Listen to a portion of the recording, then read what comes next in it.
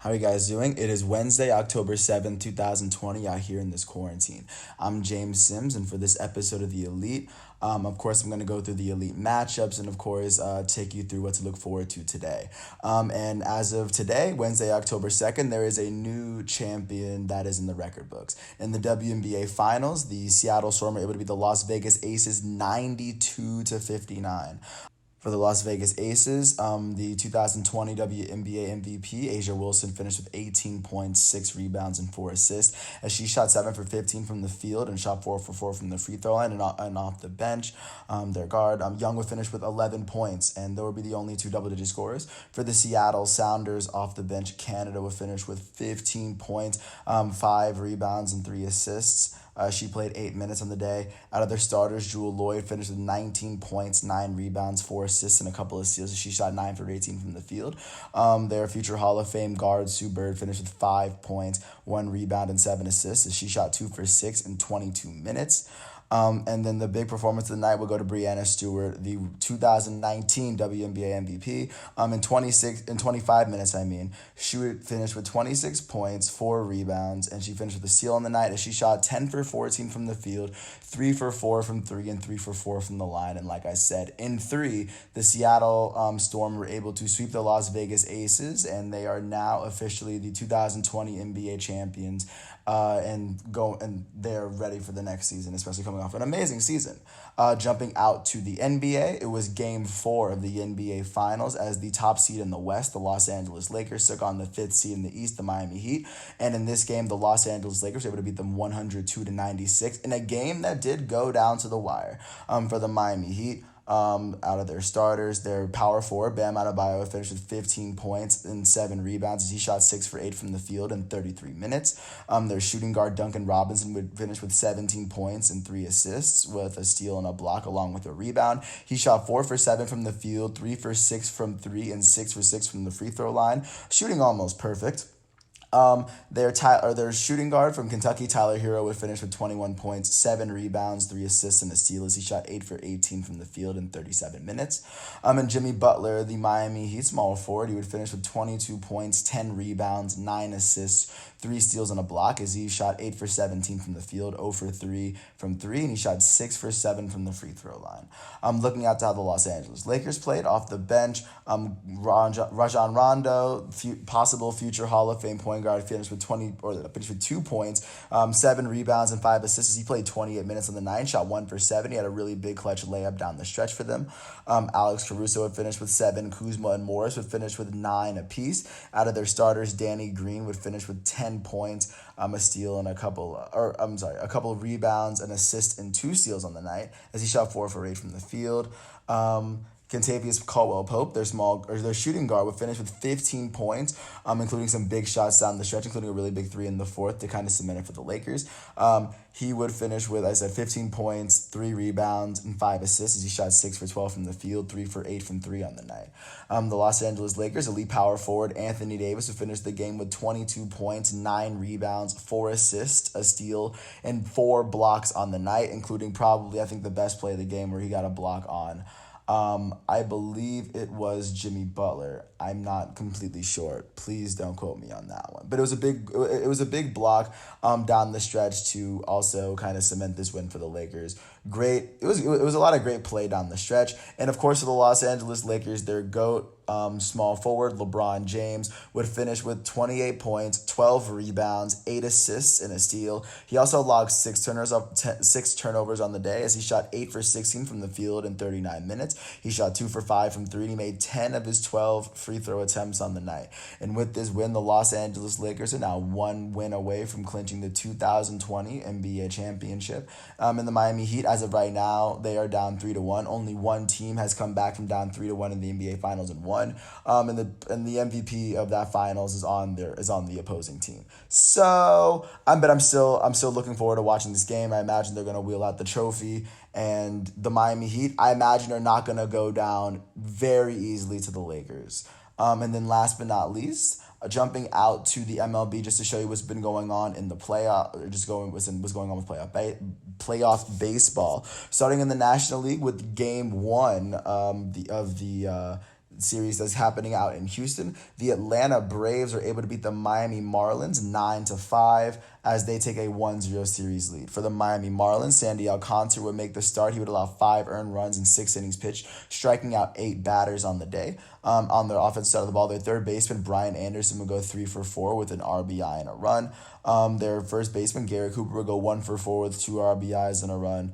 And then their shortstop, Miguel Rojas, would go 1 for 3 with an RBI and a run as he hit his first home run of the series.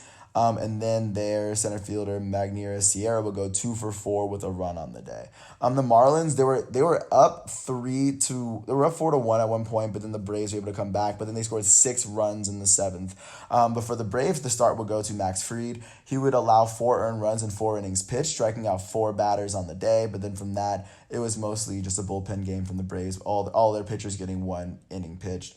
And after Max Fried, only Chris Martin gave up a run for the Braves.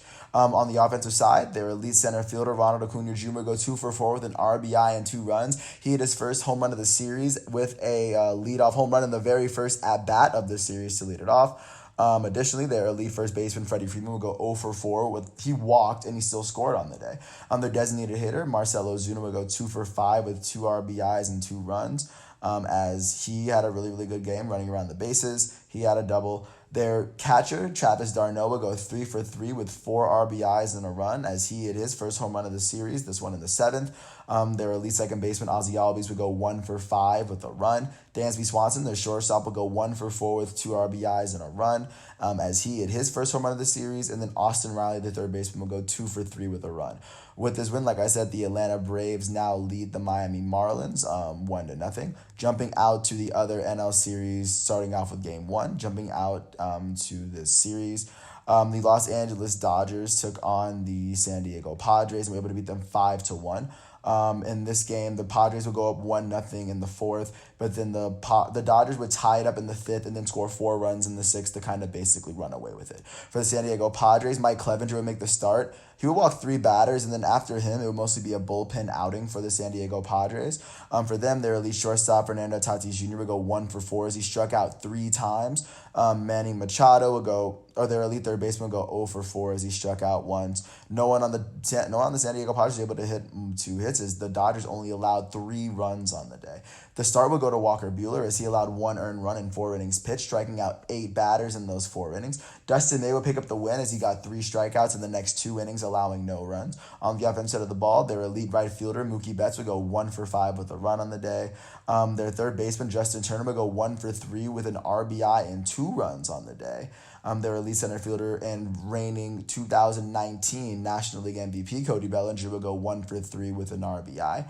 And with this win, the Los Angeles Dodgers now take a 1-0 series lead over the San Diego Padres leading into tomorrow's games. Jumping out to the American League, starting out in Oakland for this series between the second seed Oakland Athletics and the 6th seed Houston Astros. The Houston Astros were able to beat the Athletics 5-2 for the and in this game they mainly scored their runs in the middle innings. Oakland got the first run. Houston was able to go up 3-1 over the next 2 innings. Oakland was able to bring it to within 3-2, but then the Astros pulled it away and made it 5-2, and no scoring for the last 4 innings of the game. For the Oakland A's, Sean Manaea would get the start. He would allow 4 earned runs in 4.1 innings pitched, striking out 2 batters. And then from that, it'll be a bullpen outing. For the Oakland A's on the offensive side of the ball, their shortstop Marcus Semien would go 2 for 3 on the day. And their designated hitter, Chris Davis, would go 2 for 3 with an RBI and a run as he hit his second home run of the series. Jumping out to Houston. But before I go to Houston, Oakland A's third baseman Chad Pinder did go 1 for 4 with an RBI and a run. I did miss him.